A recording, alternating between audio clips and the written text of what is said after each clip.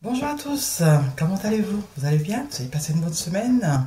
Ben, moi aussi ça va. Bon, des petites difficultés, mais nous sommes là aujourd'hui. Nous sommes là. Pourquoi je dis nous? Je pense à vous en même temps. Parce que je suis pas plusieurs quand même, hein. Je suis moi. Mais bon, je vous intègre dans ce nous. Voilà, nous sommes là aujourd'hui. Voilà. Ben, je suis prête en tout cas à vous partager ma petite réflexion du jour. Alors un petit coucou à tous vos amis des Antilles, de la métropole et puis du monde entier. Tous ceux qui s'arrêtent un instant pour regarder, écouter, ensuite partager cette réflexion. Ben, je vous remercie beaucoup. Voilà. Alors, la semaine dernière, nous avons vu la mission étrange d'Ésaïe, qui pour ma part est un plan de route. Voilà la mission étrange d'Ésaïe. Et Ésaïe, après avoir reçu son baptême, on va dire de feu, avec cette pierre ardente, où tous ses péchés ont été effacés, il a dit à l'Éternel assis sur son trône, me voici, envoie-moi. Voilà, il a répondu à l'appel, exactement. Mais lorsqu'on détaille cette mission, elle est quand même étrange, cette mission. Mais aujourd'hui, nous allons voir cette mission, justement, qui est énoncée dans le Nouveau Testament par Jésus, qui représente cette pierre angulaire, qui représente la base de notre monde, puisqu'on dit avant et après Jésus, ça veut dire que le monde est basé sur la présence réelle ou inventée, ça, construite, voilà, c'est à nous de voir, hein, à nous de savoir. S'il ne revient pas, c'est que ça a été inventé, hein, voilà, hein. Il faut vraiment qu'il revienne, hein. Il serait temps qu'il revienne, sinon, ce serait vraiment de l'invention, mais à quel moment on va savoir que c'est de l'invention? Parce qu'en fait, chacun va mourir, hein. C'est ça la réalité. Alors, comment on saura que c'est de l'invention finalement? C'est bête, hein, mais c'est ça. Comment on saura que c'est de l'invention? Puisque à chaque génération on disparaît. Alors, on ne saura jamais si ça a inventé ou pas, si ça a été bien construit ou pas. Voilà, parce que pour construire, il faut mettre en place des preuves. Il faut construire aussi des preuves. Il faut construire un récit. Il faut, voilà, il y a beaucoup de choses, hein. Dans notre monde, malheureusement, il y a beaucoup de théories. Il y a beaucoup de choses construites qu'on a fait passer pour une vérité. Et voilà. Et on n'arrive jamais à savoir si c'est vrai ou pas, parce que il y a tellement de belles preuves que, en plus, il y a les films qui vous racontent les choses, mais réellement, comme si c'est la vérité. Alors, comment faire pour sortir de ce mensonge bien construit? On sait pas, on sait pas. En tout cas, on continue notre petite réflexion. Parce que, en fait, cette pierre angulaire, cette base, cette pierre où tout a été fondé depuis plus de 2000 ans, a transformé cette mission étrange d'Ésaïe. Ah ben oui, elle a transformé. Mais la semaine dernière, avant d'entamer, et quel titre que je vais donner à ce partage? Quel titre que je vais donner à ce partage? J'en avais...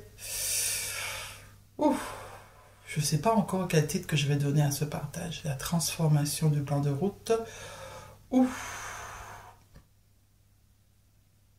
je sais pas. Vous verrez, vous découvrirez. Voilà, quel titre que je pourrais donner, voilà, à cette réflexion. Mais avant de lancer ce partage, j'aimerais revenir sur ce que j'avais dit la semaine dernière. Je m'étais trompée. Je ne sais pas si vous avez bien compris, parce que j'ai essayé de mettre au moins, d'écrire les choses dans le partage, mais je ne sais pas si vous avez bien compris. Alors, je vous ai refait une affiche. Voilà. La parole écrite, elle contient 66 livres, c'est ça, 66 livres. Et Voilà, la parole coachée 66 livres. Et livre est égal à 6 lettres. C'est ça. Le troisième, pas le sixième, excusez-moi la semaine dernière, le troisième, 6, est bien caché avec le mot livre. Ok? Parce qu'il y a 6 lettres. 666. 666, c'est la signature de ce système pyramidal. Qui est le Dieu?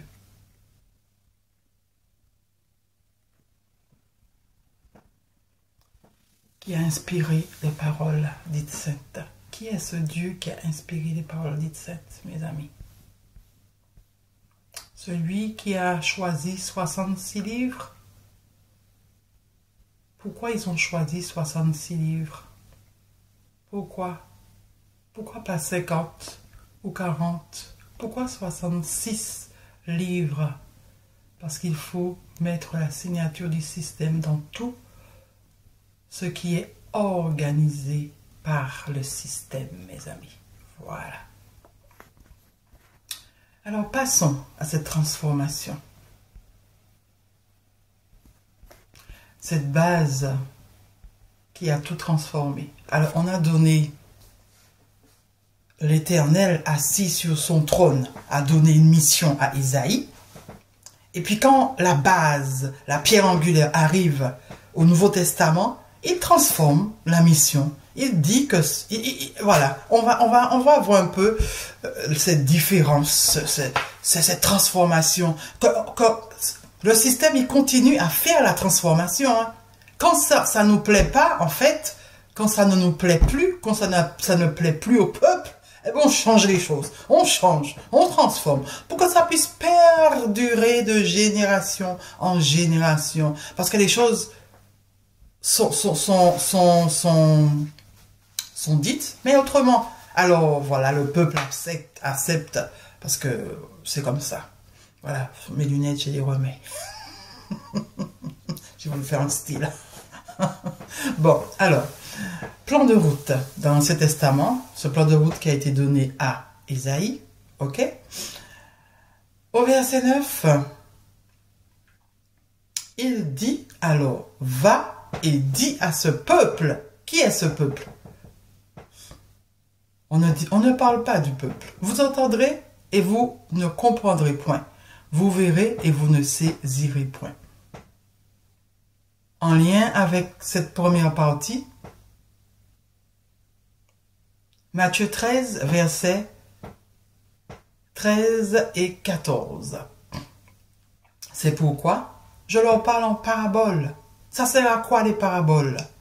Parce qu'en voyant, ils ne voient point, et qu'en entendant, ils n'entendent ni ne comprennent. Déjà, la parabole sert à quelque chose, à réaliser la mission d'Ésaïe, troubler le peuple, empêcher le peuple de comprendre les choses. Ils entendent, mais ils ne savent pas. Voilà, c'est déjà ça, la raison d'être des paraboles. Et pour eux, qui est ce eux? Le peuple dont parle Ésaïe, mais qui sont ces personnes? Ce eux, c'est ceux du dehors, c'est ce qu'on nous a dit. Hein? Or, c'est pour ceux du dehors, ceux qui ne sont pas dans le système, qui ne comprennent pas ce qui se passe dans le système. S'accomplit cette prophétie. Pour moi, ce plan de route d'Ésaïe. Vous entendrez de vos oreilles et vous ne comprendrez point. Vous regarderez de vos yeux et vous ne verrez point. C'est en relation avec le verset 9 d'Ésaïe, ces deux versets. Maintenant, on passe au verset 10 d'Ésaïe. Rends insensible le cœur de ce peuple, endurcis ses oreilles et bouche-lui les yeux, pour qu'il ne voie point de ses yeux, n'entende point de ses oreilles, ne comprenne point de son cœur, ne se convertisse point et ne soit point guéri. Dieu demande à Ésaïe de rendre insensible le cœur de ce peuple. C'est Dieu, c'est l'Éternel assis sur son trône qui dit à Ésaïe, voici ta mission. Tu rends insensible le cœur. Qui est Ésaïe? Qui est Ésaïe qui a cette capacité de rendre insensible le cœur du peuple? Le cœur de ce peuple. Quel est ce peuple? Ceux du dehors. Ceux du dehors. Ok? Hors du système. Rends ce peuple insensible. Endurcis ses oreilles et bouche-lui les yeux. On va au verset 15 de Matthieu 13. Qu'est-ce qu'on voit? Jésus dit, « Car le cœur de ce peuple est devenu insensible. Ils ont endurci leurs oreilles et ils ont fermé leurs yeux. » C'est le peuple qui a fait. Jésus dit que c'est le peuple qui a endurci. Alors Jésus ne connaît pas la mission de Dieu alors. Il ne connaît pas la mission de l'Éternel. C'est le peuple qui a endurci ses oreilles? C'est le peuple qui a fermé ses yeux? Ou c'est Ésaïe? C'est la mission d'Ésaïe qui a fait que le peuple est devenu comme il est devenu. De peur qu'ils ne voient de leurs yeux, qu'ils n'entendent de leurs oreilles, qu'ils ne comprennent de leur cœur, qu'ils ne se convertissent et que je ne les guérisse. À quel moment dans le verset, la mission d'Ésaïe, l'Éternel a dit que quelqu'un va guérir? À quel moment? Il a parlé de quelqu'un là dans le verset 10? Jamais.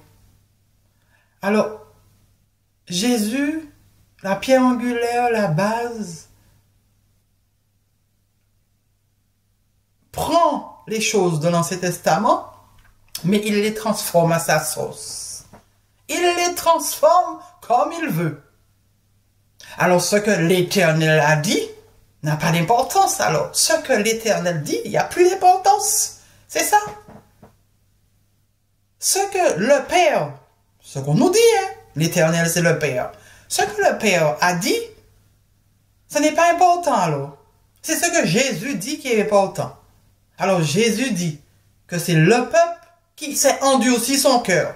Il dit c'est le peuple qui a fermé ses oreilles, c'est le peuple qui a fermé ses yeux, pour qu'il ne puisse pas être guéri par lui. Jamais le Père a parlé de quelqu'un qui va guérir. Il a dit, ne se convertisse point et ne sois point guéri. Il aurait pu dire ne sois point guéri par X, par Z, par Y. Il n'a pas dit. Alors pourquoi là, Jésus se permet de se mettre dedans? Pourquoi? Quand on regarde dans le rétroviseur de notre monde, mes amis, depuis plus de 2000 ans, que notre monde occidental, entre guillemets, existe. Notre royaume de Dieu existe. Parce que le royaume de Dieu a été prêché par Jean-Baptiste. Hein? D'accord? Repentez-vous, le royaume de Dieu est proche. Le royaume de Dieu est là. Depuis plus de 2000 ans, nous sommes dans ce royaume de Dieu. Quand on regarde le rétroviseur, qu'est-ce qui s'est passé, mes amis? Ne soyez pas hypocrites, parce qu'en fait, c'est ça. C'est l'hypocrisie des croyants que je me dis, mais c'est quoi? Vous ne pouvez pas regarder le rétroviseur pour voir qu'est-ce qui s'est passé en réalité?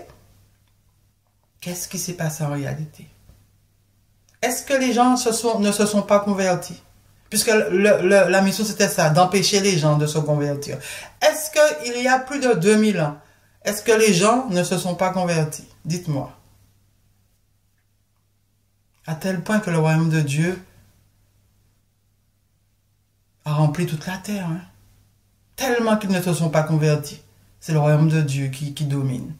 Tellement qu'ils ne se sont pas convertis. Alors, est-ce que c'est bien ce qu'il fallait mettre? Est-ce que c'est bien ce qui devait être écrit là? Est-ce que ce n'est pas plutôt « Rends insensible le cœur de ce peuple, endurcis ses oreilles et bouche-lui les yeux, pour qu'il ne voie point de ses yeux, n'entende point de ses oreilles, ne comprenne point de son cœur, se convertisse et ne soit point délivré, libéré. » Est-ce que lorsque nous regardons le rétroviseur de notre monde là, est-ce que ce n'est pas cette réalité que l'on voit? Les gens sont tellement dans leur truc là, dans leur conversion, ils ne prêtent pas attention à la réalité de notre monde, à ce que nous sommes en train de vivre en ce moment-là.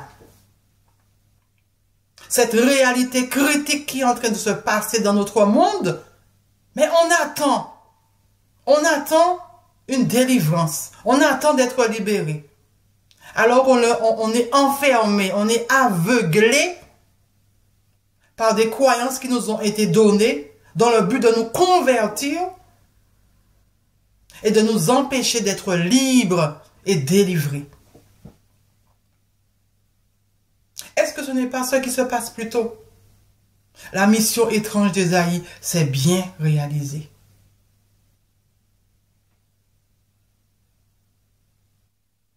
Et ce n'est pas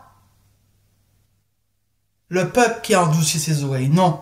Comme l'a dit Jésus, la pierre angulaire, la base du monde de ce système pyramidal. Ce n'est pas le peuple qui a bouché ses oreilles. Ce n'est pas le peuple qui a fermé ses yeux. Mais c'est ce qu'on a utilisé. C'est la croyance, les paraboles, les histoires bien créées, inventées, imagées. C'est ce qui a bouché les yeux du peuple, de ce peuple qui est hors du système, qui ne comprend rien. C'est ce qui a bouché ses yeux. C'est ce qui a endurci ses oreilles. Parce qu'il ne veut rien entendre, ce peuple qui a reçu cette croyance. Il ne veut rien entendre tellement qu'il est persuadé que ce qu'on lui a dit, ce que ses parents lui ont dit, c'est la vérité. Il y a de l'endurcissement, non, parce qu'on l'a préparé à cela. On l'a préparé. Il y a un lavage de cerveau qui a été fait. Mais c'est une réalité, mes amis. On a préparé les gens à refuser de croire qu'on les a trompés. Quelque chose a été mis en place depuis plus de 2000 ans, mes amis. Depuis plus de 2000 ans, le royaume de Dieu, au nom de Jésus, ne fait que convertir pour gagner des territoires. Il y a plus de 2000 ans, le judaïsme a été vaincu par le christianisme. Nous sommes en guerre actuellement. Qui remportera le pouvoir sur le trône dans le ciel occidental? Le ciel occidental est en danger, mes amis. Si vous ne l'avez pas encore compris, voilà, c'est à vous. Vous faites comme vous voulez encore une fois. Mais la réalité est là, devant nous. Nous voyons, mais nous ne voulons pas voir. Nous refusons de voir parce qu'en fait, nous attendons toutes les histoires qu'on nous a racontées, toutes les paraboles qu'on a mis devant nos yeux, qu'on nous a fait apprendre par cœur, nous a rendus insensibles, nous a bouché les yeux, nous a endurci les oreilles pour qu'on ne puisse pas voir la réalité de ce monde, de ce système. Le plan de route est là, nous le vivons, mais les choses sont devant nos yeux, mais nous refusons de les voir, mes amis.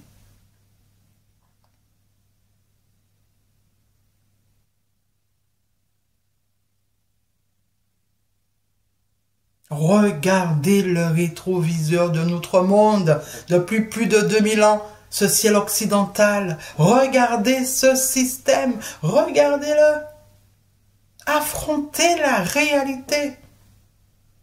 Qu'est-ce qui se passe dans ce ciel occidental? Le mot conversion, mes amis, n'existe pas dans l'Ancien Testament. Le mot conversion est arrivé à partir d'Ésaïe. Avant ça, on ne parlait pas de conversion. Pourquoi on ne parlait pas de conversion, mes amis? Parce que le plan, il a été élaboré à partir d'Ésaïe.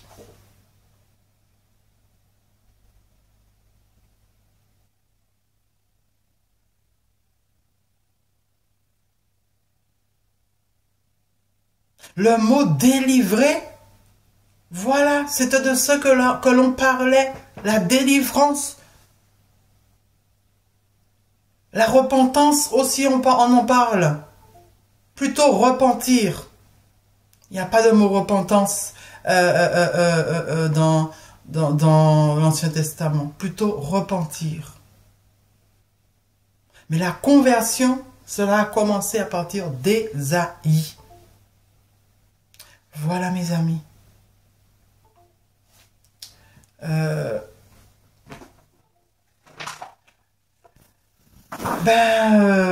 vais m'arrêter là. Hein. J'ai toujours pas trouvé dans le ciel occidental. Ce sera ça, le titre. Dans le ciel occidental. Voilà. Vous voyez, je sais pas le titre et puis là, poum, ça vient comme ça. Je sais pas comment vous l'expliquer, mais c'est comme ça. Dans le ciel occidental.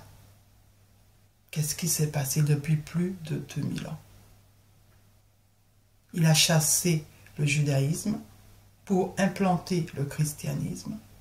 Et aujourd'hui, qu'est-ce qui va se passer? Qui va prendre la place? On ne sait pas. On ne sait pas encore. Voilà mes amis. À bientôt.